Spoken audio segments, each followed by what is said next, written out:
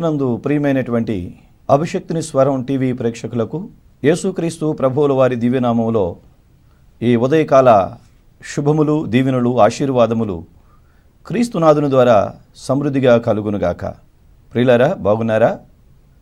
మీ అందరూ బాగుండాలని, ఆశీర్వాదకరంగా ఉండాలని, దీవెనకరంగా మీరు ఉండాలని అనుదినం మీ కొరకు ప్రార్థిస్తున్నాం. ప్రియులారా, మరి ఇలా మమ్మల్ని ఈ టీవీ కార్యక్రమాల ద్వారా మరి ప్రోత్సహిస్తూ, బలపరుస్తూ ఇలా ముందుకు మమ్మల్ని ఎంకరేజ్ చేస్తున్నందుకు కూడా మేము ఎంతగానో సంతోషిస్తున్నాం. మీరు చేస్తున్నటువంటి ఫోన్ కాల్స్ ద్వారా, లెటర్స్ ద్వారా, ఈమెయిల్స్ ద్వారా మరి మీరు మమ్మల్ని ఎంతగానో ప్రోత్సహిస్తున్నారు. అయ్యా, మీ ద్వారా దేవుడు మమ్మల్ని బలపరుస్తున్నాడు, మీ ద్వారా దేవుడు మమ్మల్ని ధైర్యపరుస్తున్నాడు, మీ ద్వారా దేవుడు మమ్మలను ప్రోత్సహిస్తున్నాడని మీరు చెబుతున్నటువంటి మాటలు ఉంటూ ఉండగా మాకు ఎంతగానో సంతోషం కలుగుతూ ఉంది. ప్రియులారా, మరి ఇలా మరలా ఈ ఏప్రిల్ మాసంలో, ఈ లెంటి డేస్లో మరలా మీ మధ్యకు ఈ రీతిగా రావడానికి పరిశుద్ధాత్మ దేవుడు నాకు అనుగ్రహించిన ఈ మంచి అవకాశాన్ని బట్టి దేవునికి నేను కృతజ్ఞుడై ఉన్నాను. ప్రియులారా, మరి ప్రార్థనపూర్వకంగా ఈ కార్యక్రమంలో మనం ముందుకు సాగిపోదామా? చిన్న ప్రార్థన చేసుకుందాం.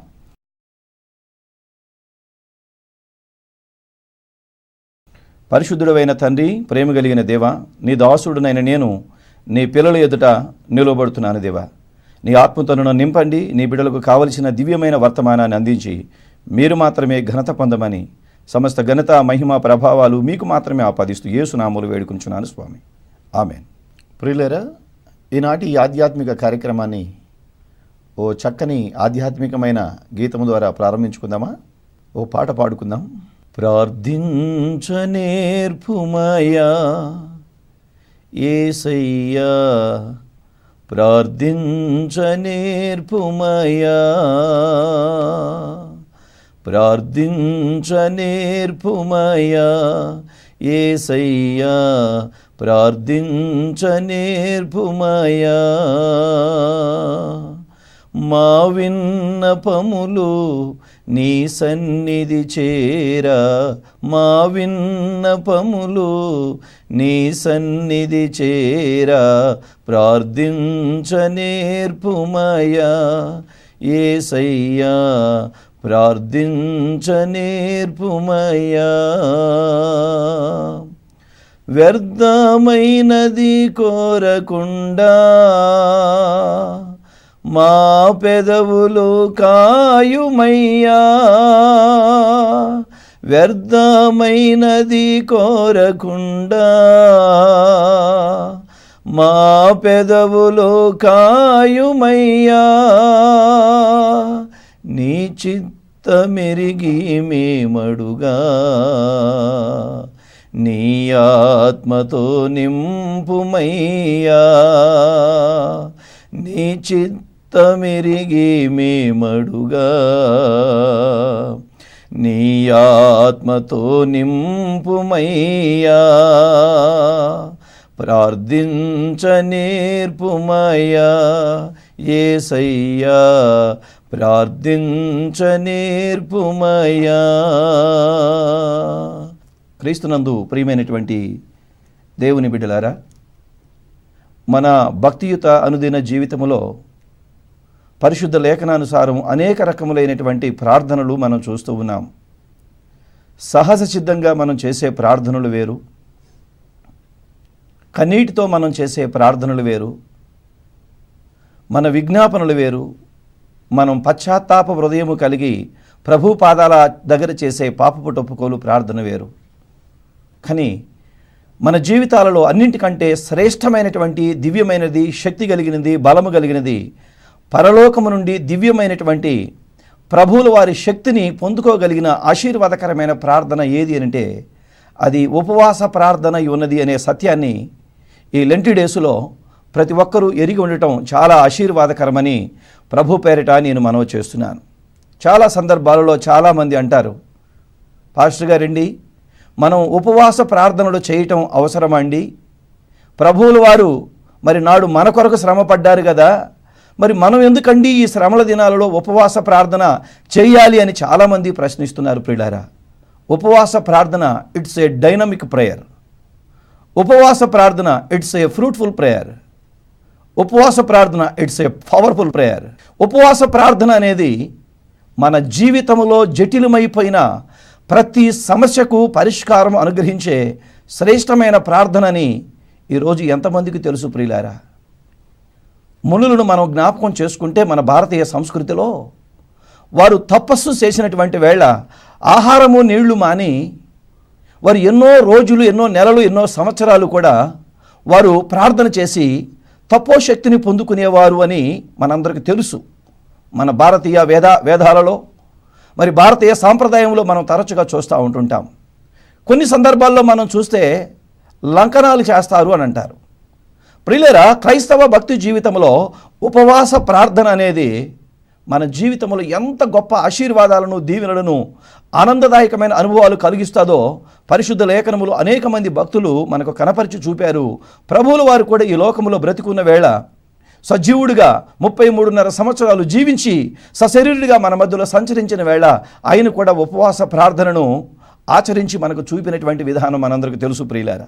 అందుకనే మత్తయి సువార్త 6వ అధ్యాయం 16వ వచనంలో ఒక చక్కని మాట అంటాడు, మీరు ఉపవాసము చేయనప్పుడు వేషధారుల వలె ఉండకండి, మీరు ఉపవాసం చేసేటప్పుడు మీ ముఖాలు మార్చుకోకండి. అంటే ప్రభువుల వారు ఇక్కడ ఏం చెప్తున్నాడు మనకంటే ఉపవాస ప్రార్థన చేయమనే మనకు జ్ఞాపకం చేస్తున్నాడు. ఉపవాస ప్రార్థన యొక్క ఉద్దేశం ఏంటి? ఉపవాస ప్రార్థన ద్వారా వచ్చే ప్రయోజనం ఏంటి? ఉపవాస ప్రార్థనలు మేము చేస్తున్నాం పాస్టర్ గారు, మా శరీరాలు శుష్కింప చేసుకుంటున్నాం పాస్టర్ గారు, మేము బలహీనంగా మరి శారీరకమైన బలహీనతలు కూడా మేము వెళుతున్నాం పాస్టర్ గారు, అయినా మా ప్రార్థన కొన్నిసార్లు మరి ప్రభు సన్నిధికి చేరటం లేదేందని ఎంతోమంది కూడా తరచుగా మాట్లాడుతూ ఉండటం పరిపాటి మనం చూస్తూనే ఉంటాం, వింటూనే ఉంటుంటాం. ప్రియులారా, ఉపవాస ప్రార్థనకు అసాధ్యమైన కార్యములు ఈ సృష్టిలో ఏదీ లేదనే సత్యం ప్రతి ఒక్కరూ ఎరిగి ఉండటం మంచిదని నేను ప్రభు పేరట మనవి చేస్తున్నాను.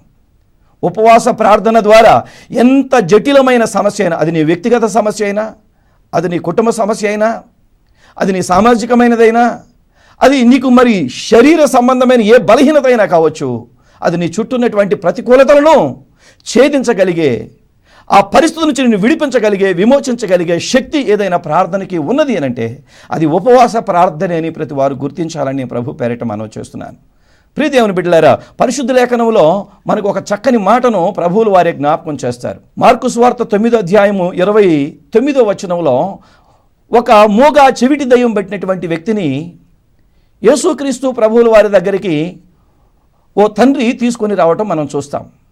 యేసు ప్రభువుల వారికి దగ్గరికి తీసుకొని రావడం కంటే ముందే ఆయన అనేక మంది వైద్యుల దగ్గరికి వెళ్ళాడు, అనేక మంది డాక్టర్ల దగ్గరికి వెళ్ళాడు, అనేక మంది భూత వైదికుల దగ్గర కూడా వెళ్ళి ఉండొచ్చు, అనేక మంది కనికట్లు కట్టే వాళ్ళ దగ్గరికి వెళ్ళి ఉండవచ్చు. ఆ కుమారుడు చిన్ననాటి నుండి ఆ భయంకరమైన పరిస్థితి గుండా వేదనకు గురి అవుతున్నాడు కనుక ఆ తండ్రి, ఆ తల్లి, ఆ కుటుంబ సభ్యులు విలవిల్లాడుతూ ఎక్కడ పరిష్కారం దొరుకుతుందో అని, ఎక్కడ నా కుమారుడికి ఈ యొక్క భయంకరమైన స్థితిలో నుంచి విడుదల కలుగుతుందని తాపత్రయపడి ఆ తల్లిదండ్రులు ఎంతోమందిని అర్జించి ఎంతోమంది దగ్గరికి వెళ్ళి ఎంతోమందిని ప్రాధేయపడి ఉండవచ్చు. అదే క్రమంలో మరి యాజకుల దగ్గరికి వెళ్ళి ఉండవచ్చు, ప్రధాన యాజకుల దగ్గరికి వెళ్ళి ఉండవచ్చు, ధర్మశాస్త్రాన్ని బహుగా పరిశోధించగలిగినటువంటి శాస్త్రుల దగ్గర కూడా వారు వెళ్ళి ఉండవచ్చు. మరి భక్తి జీవితంలో మహానిష్ట గలవారమని చెప్పుకునే నాటి పరిశీల దగ్గర కూడా ఆయన వెళ్ళి ఉండవచ్చు. మరి చివరికి మనం చూస్తే యేసుక్రీస్తు ప్రభువుల వారి దగ్గర కూడా మరి తన కుమారుని తీసుకుని వచ్చిన సంగతి మరి ఆ యొక్క మార్కు సువార్త 9వ అధ్యాయంలో మనం చూసుకుంటూ ఉంటాం. అయితే ప్రియులారా, ఆ శిష్యుల దగ్గరికి వచ్చినప్పుడు కూడా ఆ శిష్యులు ఆ భయంకరమైనటువంటి ఆ స్థితి నుంచి ఆ పిల్లవాడిని విడిపించలేకపోయారు. ఆ సందర్భంలో ఆ తండ్రి యేసు ప్రభువుల వారి దగ్గరికి వచ్చి ఒక మాట అంటాడు, నీ వలనైనా ఏదైనా అయితే మాకు సహాయం చేయి యేసయ్యా, మమ్మల్ని ఆదుకో యేసయ్యా, నా కుమారుని కనికరించే యేసయ్య అని బ్రతిమలు ఆడుకోవడం జరిగింది. ప్రియులారా, ఆ సందర్భాన యేసుక్రీస్తు ప్రభువుల వారు మరి ఆ పిల్లవాళ్ళు ఉన్న దయ్యాన్ని, మోగవైన చెవిటి దయ్యమా నువ్వు ఆ పిల్లవాడిని విడిచి వెళ్ళిపో అని అంటే ఆ క్షణమందు అతను కింద పడేసి విలవిలలాడించి అతను విడిచిపెట్టి వెళ్ళిపోయింది. ఆ సందర్భంలో ప్రభువులు వారికి మరొక మాట చెప్తాడు, మరలా ఎన్నడూ ఈ పిల్లవాడిని జోలికి నువ్వు రావద్దు, మరలా ఎన్నడూ కూడా ఈ పిల్లవాడిలో నువ్వు ప్రవేశించవద్దని చెప్తాడు. దానికి అక్కడ ఉన్న వారందరూ విస్మయం చెందారు, అక్కడ ఉన్న వారందరూ కూడా ఆశ్చర్యపోయారు. ఇదేంటి, ఎవరూ పరిష్కరించలేకపోయారు, ఎవరు విడిపించలేకపోయారు, చివరికి యేసుక్రీస్తును అనుసరించుచున్నామని చెప్పే మేము సైతము మరి ఈ స్థితి నుంచి విడిపించలేకపోయామని వారు ఆశ్చర్యపోయి ఆ పిల్లవాడిని తీసుకొని ఆ తండ్రి కృతజ్ఞుడై వెళ్ళిన తదుపరి యేసుక్రీస్తు ప్రభువులు వారితో ఒంటరిగా ఉన్నటువంటి వేళ శిష్యులు అడగటం జరిగింది, అయ్యా ఎందుకు మరి ఇలాంటి పరిస్థితుల్లో ఉన్న ఈ పిల్లవాడిని మేము విడిపించలేకపోయాము, ఇది మరి మీ యొక్క మాట మాత్రపు సెలవు చేత ఎలా విడిచిపోయింది అని చెప్పిన వేళ ప్రభువులు వారు ఒక మాట చెప్తారు. మార్కు సువార్త 9వ అధ్యాయం 29వ వచనంలో నుండి ప్రభువులు వారు చాలా దివ్యమైనటువంటి ఈ మాటను పలుకుతున్నాడు. అందుకు ఆయన, ప్రార్థన వలననే గాని మరి దేని వలనైనను ఈ విధమైనది వదిలిపోవుట అసాధ్యము అని వారితో చెప్పెను అనే మాట అక్కడ రాయబడింది ప్రియులారా. ఒకసారి ఆలోచన చేయండి ప్రియులారా, ఇక్కడ ఈ మాటలో ఉన్నటువంటి ఆశీర్వాదకరమైనటువంటి సత్యం ఏంటంటే, శిష్యులు ప్రార్థన చేస్తున్నటువంటి వారే, శిష్యులు కూడా ప్రభు పాదాల దగ్గర కనిపెట్టుకుంటూ విన్నపాలు చేస్తున్నటువంటి వారే. కానీ ఇక్కడ చూసినటువంటి విషయాన్ని మనం జ్ఞాపకం చేస్తే, ఆ ప్రార్థన వలనే అనే మాట దగ్గర పుట్నోట్లో ఒకటి పెట్టాడు ప్రభువులు వారు. అక్కడ లేఖనంలో ఆ మాట రాయబడింది ఏంటంటే ఉపవాస ప్రార్థన అని ఫుట్నోట్లో రాయబడింది ప్రియులారా. అవునండి, సహజ సిద్ధమైన ప్రార్థన వల్ల అసాధ్యమైన దాన్ని సుసాధ్యం మనం చేయలేం. ఇక్కడ ప్రభువుల వారే చెప్తున్నాడు, ఇలాంటిది వదిలిపోవుట అసాధ్యము. ఎలాంటి దానివల్ల? నువ్వు చేసేటువంటి సహజ సిద్ధమైనటువంటి ప్రార్థన వల్ల కావచ్చు, విజ్ఞాపన వల్ల కావచ్చు, పాపటొప్పుకోలు ప్రార్థన వల్ల కావచ్చు, అసంభవం అనుకుంటున్నటువంటి కొన్ని కార్యాలు, ఇప్పటి వరకు జటిలమైన సమస్యలు ఎన్నో నీ కుటుంబాన్ని, నిన్ను, నీ వ్యక్తిగత జీవితాన్ని, నీ బ్రతుకులు వేధిస్తూ ఉన్నాయి. నిజమే ప్రియులారా, ఆ తల్లిదండ్రులు కంటి మీద కునుకు లేని పరిస్థితుల మధ్యలో వాళ్ళు బ్రతికి ఉండవచ్చు. కుమారుడికి ఏంది ఎలా జరుగుతుంది, ఏమైంది, ఎక్కడమైన సమస్యకు పరిష్కారమే లేదే, ఎంతమందిని ప్రాధేయపడ్డా నా కుమారుడికి విడుదల కలగట్లేదే, చివరి ప్రయత్నంగా చూద్దాం ఈ యేసు వల్లనే ఏమైనా అవుతుంది అమ్మని యేసయ్య దగ్గరికి వచ్చిన వేళ ఓ గొప్ప అద్భుతాన్ని తన జీవితంలో తను చూడగలిగాడు ప్రియులారా. నిజమేనండి, ఉపవాస ప్రార్థన అసాధ్యము అనుకుంటున్న ప్రతి కార్యమును నీ జీవితంలో సుసాధ్యం చేస్తుంది. నీ జీవితంలో ఇంతవరకు సమస్యకు పరిష్కారమే లేని సమస్య ఉంది అనుకుంటున్నావు కదా నువ్వు, అందును బట్టి కృంగి నీరసించి నిరుత్సాహపడిపోతున్నావు కదూ, నన్ను ఎవ్వరు విడిపించలేరేమనుకుంటున్నావు కాదు, నిన్ను విడిపించే ఒకే ఒకడున్నాడు, ఆయన యేసుక్రీస్తు ప్రభువుల వారు. మరి నేను ప్రార్థన చేస్తున్నాను కదా పాస్టర్ గారు, ఎందుకు నాకు విడుదల కలగట్లేదంటే, నీ సహజ సిద్ధమైనటువంటి ప్రార్థన నీ సమస్యను ఎత్తి అవతలకు త్రోసివేలేంత బలహీనంగా ఉందేమో. ఉపవాస ప్రార్థనలో పరలోకపు శక్తిని మనం పొందుకుంటాం, దైవిక శక్తిని మనం పొందుకుంటాం, జీవిత సమస్యలను ఎదిరించగలిగినటువంటి శక్తివంతులుగా మనం మార్చబడతాం. ఈ సత్యం తెలియదు కనుకనే నేను ఉపవాసం ఉండలేను పాస్టర్ గారు, నేను ఆకలికి తట్టుకోలేను పాస్టర్ గారు, జీవితకాలం అంతా ఏడవటం అయితే చేతనవుతుందా ప్రియులారా? జీవితకాలం అంతా కృంగిపోవటం అయితే చేతనవుతుందా? జీవిత దినం నుండి నిరుత్సాహం మధ్యలో నలిగిపోవటం మాత్రం చేతనవుతుందా? నువ్వు ఉపవాసం ద్వారా ప్రభు పాదాల దగ్గరికి వస్తే అద్భుతాలు జరుగుతాయని సాక్షాత్తు యేసుక్రీస్తు ప్రభువుల వారే చెప్తున్నారు. నీవు ఉపవాస ప్రార్థన చేయనప్పుడు మీరు దుఃఖముఖులై ఉండకండి, మీరు దుఃఖముతో నిరుత్సాహంతో ఉండకండి. నిండు మనసుతో దేవుని పాదాల దగ్గరికి వచ్చి నీ జీవిత కాలంలో ఈ రోజు నుంచి అయినా మరి నువ్వు ఉపవాస దినాన్ని పాటించగలిగితే నీ జీవిత సమస్యకు దేవుడు పరిష్కారం ఇస్తాడు అనే సత్యాన్ని దైవజనుడిగా నేను నిండు మనసుతో మీకు మనవి చేస్తున్నాను. లేఖనములో ఎన్నో ఉదంతాలు మనకు తెలుసు. హామాను అనేటువంటి వ్యక్తి ద్వారా యోధా జాతి మొత్తం నాశనం కావాలి అని అనుకుంటున్నటువంటి వేళ ఆనాడు ఎస్తేరు, మొర్దుకై, యూదులందరూ కలిసి ఉపవాసం ఉండి ప్రార్థన చేశారు. ప్రియులారా, ఆ సందర్భంలో ఏం జరిగిందో మనందరికీ తెలుసు కదూ. ఆ క్షణానికి వినటానికే పనికొస్తుంది మన భక్తి జీవితంలో, ఆ క్షణానికి తలుచుకోవడానికే సరిపోతుంది మన భక్తి జీవితంలో. కానీ నీ సమస్యకు పరిష్కారం ఆనాడు ఎవ్వరూ విడిపించలేరనుకున్నారు ప్రియులారా. యూదులందరూ చరిత్రలో నుంచి కొట్టివేయబడతారనుకున్నారు. ఆ శాసనాన్ని తిరగ రాయగలిగిన శక్తి ఎవరికి లేదు అనుకున్నారు. కనుకనే యూదులు ఏ ప్రాంతంలో ఉన్నా వారందరూ సమూలంగా నాశనం చేయబడాలని నాడు అపవాది హామానులో నుండి అలాంటి భయంకరమైనటువంటి కుయుక్తి చేసిన వేళ వీరందరూ ఉపవాసం ఉండి, యూదులందరూ ఉపవాసం ఉండి, మొర్దుకై అదే రీతిగా ఎస్తేరు పని కత్తెలందరూ కూడా ఉపవాసం ఉండి నిండు మనసుతో వారు ప్రార్థన చేసిన వేళ ఆ శాసనం మార్చబడలేదా? ఆ దుర్మార్గపు శాసనాన్ని తీసుకొచ్చిన హామాను కుటుంబాన్ని మరి ఆయన చేసినటువంటి ఆ ఉరికొంబం మీదనే ఉరివేసిన సందర్భం మనందరికి తెలియదా ప్రియులారా? అవునండి, నీ జీవితంలో అపవాది ఎన్నో రకాలైన కుయుక్తులు అని ఎన్నో రకాలైనటువంటి ఇబ్బందులు పెడుతున్నప్పటికీ వాడు లేవనెత్తిన సమస్యలో వాడే నీ ఎదుటి నుండి పారిపోతాడు, లేదా వాడే నీ ఎదుట సమసిపోతాడనే సత్యం ఈనాడు భక్తులైన మనందరం ఎరిగి ఉండాలని నిండు మనసుతో మనం చేస్తున్నాను. ఇలా ఉపవాస ప్రార్థనలు చేసిన ఎంతోమంది భక్తులు పరిశుద్ధ లేఖనంలో మనకు కనపడతా ఉంటుంటారు. ప్రియ దేవుని బిడ్డలారా, మోషే కూడా 40 రాత్రులు 40 పగుళ్ళు సీనాయి పర్వతం మీద ప్రభు పాదాల దగ్గర మరి ఉపవాసం ఉన్న వేళ ఆనాటి మెడవంచని జనాంగమని పిలువబడినటువంటి ఆనాటి ఆ ఇశ్రాయేలు ప్రజలందరినీ, ఆ మహా సైన్యాన్ని, ఆ మహాజనాన్ని నడిపించడానికి ధర్మశాస్త్రాన్ని మరి దేవదేవుడు ఆయన చేతికిచ్చి వాళ్ళందరినీ నడిపించగలిగిన మహానాయకుడిగా దేవుడు మార్చిన సంగతి మనందరికీ తెలియదా? తెలుసు ప్రియులారా. తెలిసినా ఆ క్షణానికే గుర్తుంచుకొని ఆ తర్వాత ఇది నాకు సంబంధం లేదేమో, నాకు ఇలాంటి పరిష్కారం లేదేమో అనుకునేటువంటి స్థితిలో చాలామంది జీవిస్తూ ఉన్నారు. అంత మాత్రమే కాదు ప్రియ దేవుని బిడ్డలారా, నిన్ను మహాశక్తి గల యోధుడిగా మార్చడం మాత్రమే దేవుని సంకల్పం కాదు. కానీ ఇంకా నువ్వు చూస్తే నినివే పట్టణ ప్రజలందరూ కూడా మరి వారు చేసిన దుర్మార్గపు పనుల ద్వారా దేవుని ఉగ్రతకు వాళ్ళు బలి పశువులుగా మారిపోయినటువంటి వేళ యోనాను పంపించడం కూడా జరిగింది. యోనా వెళ్ళి మరి యోనా వారికి ప్రకటన చేసిన వేళ నినివే పట్టణంలో రాజు మొదలుకొని అక్కడున్న పశువులతో సహా వారు ఉపవసించి ప్రభు పాదాల దగ్గర పశ్చాత్తాపంతో కన్నీటితో వేడుకున్న వేళ దేవుడు వారిని కనికరించలేదా? ఆ భయంకరమైనటువంటి దేవుడు ఈ యొక్క నినివే పట్టణ ప్రజలు మార్పు చెందకపోతే వాడిని నేను చంపివేస్తాను, వాళ్ళని నేను హతమారుస్తాను, నా ఉగ్రతకు వాళ్ళు గురవుతారని చెప్పిన సందర్భం మనందరికీ తెలియదా ప్రియులారా? ఆయనను దేవుని తట్టు వారు తిరిగి ఉపవసించి ప్రభు పాదాలు పట్టుకున్న వేళ దేవుడు అద్భుత రీతిగా నినివే పట్టణ ప్రజలందరినీ కాపాడిన సందర్భం నీకు గుర్తులేదా? అంత మాత్రమే కాదు ప్రియ దేవుని బిడ్డలారా, మరి యెహోషాపాతు అనేటువంటి రాజుల గ్రంథంలో మనకు కనపడతా ఉంటుంటాడు.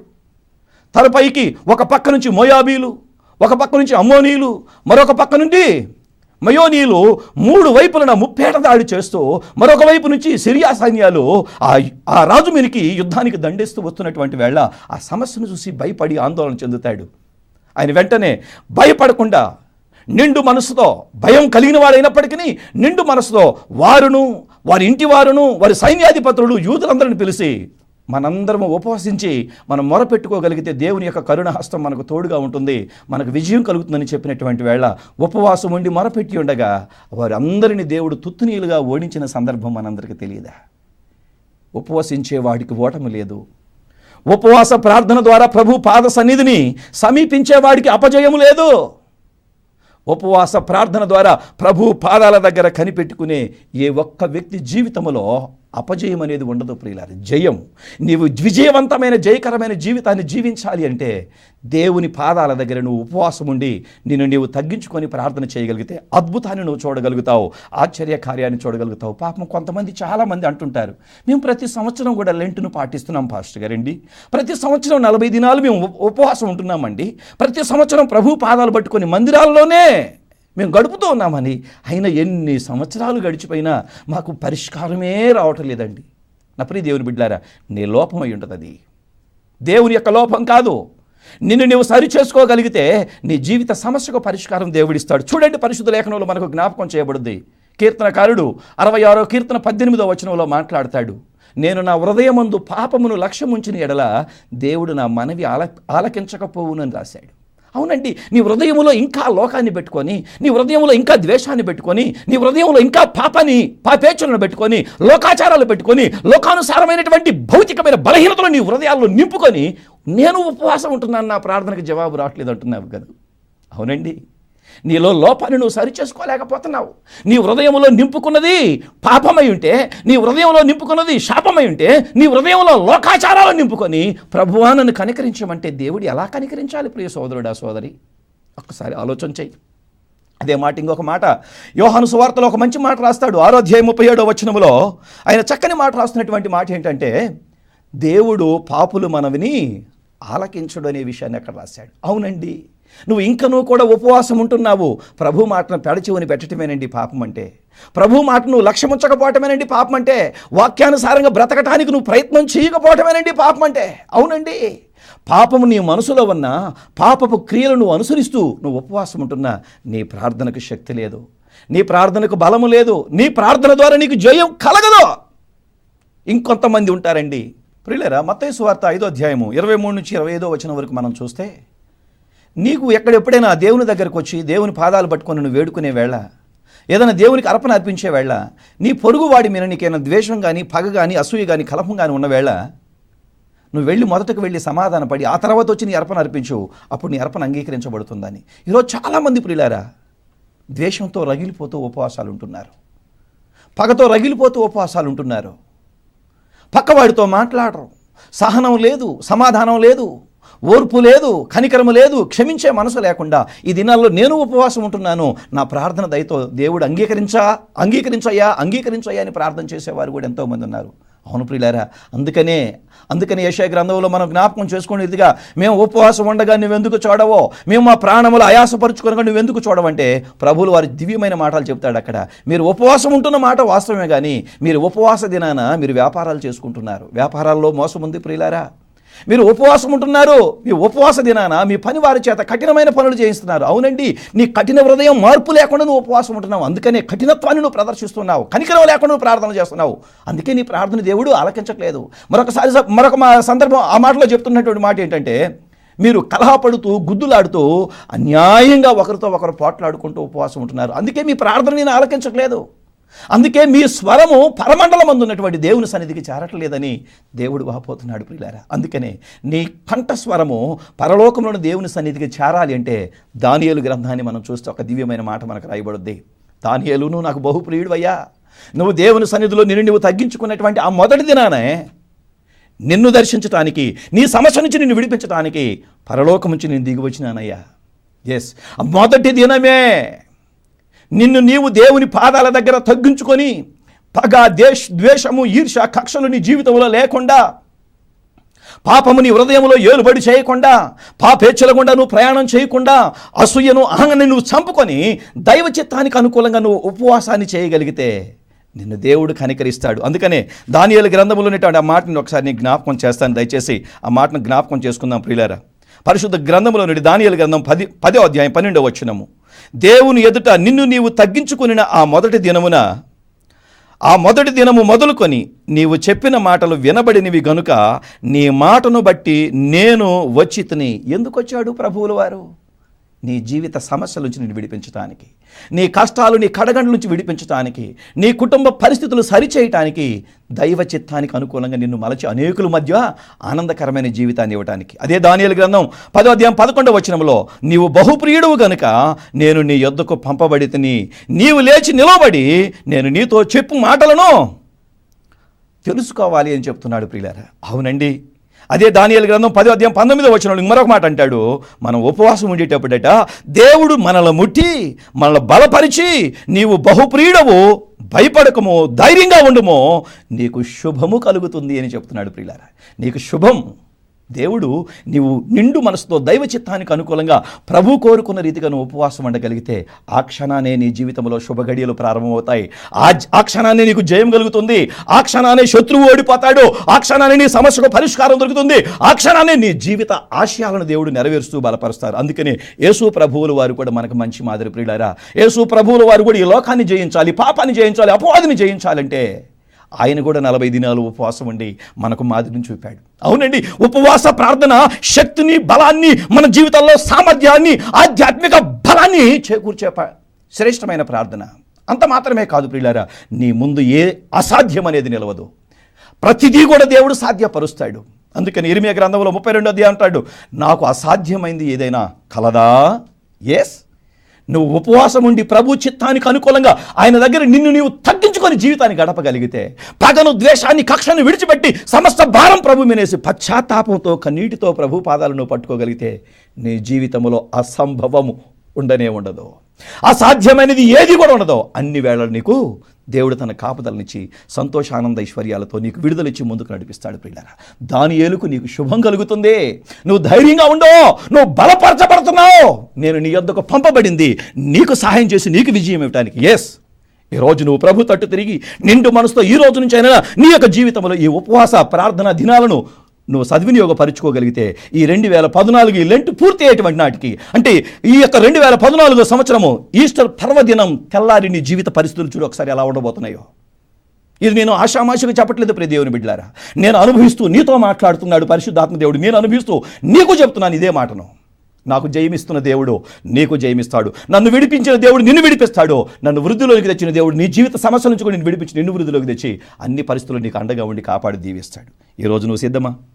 ఒకవేళ ఈరోజు నాతో లేదా నీ సంఘంతో, నీ సహవాసంతో, నీ దైవజనుడితో నిండు మనసుతో నువ్వు ఉపవాస దినాలు పాటించడానికి కనుక ఒక తీర్మానం కనుక చేసుకోగలిగితే ఈ రోజు నుంచి, ఈ క్షణం నుంచి, వింటున్న ఈ గడియ నుంచి ఒక తీర్మానం తీసుకో. ప్రభువా, ఏ రోజు నుంచి నేను నిండు మనసుతో నీ పాదాల దగ్గర కనిపెట్టుకొని నన్ను నేను తగ్గించుకొని ద్వేషం, ఈర్ష్య, కక్ష, అసూయ మాని అందరితో సమాధానం కలిగి నీ చిత్తానికి అనుకూలంగా మరి ప్రార్థనలో నేను ముందుకు సాగుతానని నాకు పరిష్కారం ఇవ్వు ప్రభు అని ఈ రోజు నువ్వు వేడుకోగలిగితే, ఈ రోజు నుంచి నీ ఒక తీర్మానం తీసుకోగలిగితే నేను దేవుడు కనికరించడానికి ఇష్టపడుతున్నాడు. ఒకవేళ అందుకు సిద్ధమై ఉంటే నిండు మనసుతో నాతో కూడా ప్రార్థనలో ఏకీభించమని ప్రభు పేరట మనం చేస్తున్నాను. ప్రియులారా, ఈనాటి ఈ ఆధ్యాత్మిక కార్యక్రమాన్ని మీకు స్పాన్సర్ చేసినటువంటి వారు మా ప్రియులు మరి మీసాల కరుణాకర్, మీసాల మరియమ్మ, వారి పెద్ద కుమార్తె కీర్తి, వారి చిన్న కుమార్తె కావ్య, వారి తల్లిదండ్రులు, తోడబుట్టిన వారు, అత్తమామలు అందరూ కలిసి ఆర్థికంగా వాళ్ళు ఇబ్బందుల్లో ఉన్నప్పటికీ కూడా ఈ గొప్ప ఆశీర్వాదకరమైన పరిచర్యలో మేము నిండు మనసుతో సహకరించగలిగితే మాకు దేవుడు బహుదీవునిస్తాడని చెప్పి ఈ చక్కని ఆశీర్వాదకరమైన కార్యక్రమాన్ని వారు స్పాన్సర్ చేసి ఈ కార్యక్రమాన్ని మీకు బహుకరించారు. వారిని, వారి కుటుంబాన్ని దేవుడు చల్లగా దీవిస్తూ ఆశీర్వదిస్తూ ఉన్నతమైన ఆశీర్వాదాలతో వర్ధిల్ల చేయునుగాక. ప్రార్థన చేసుకుందాం ప్రియులారా.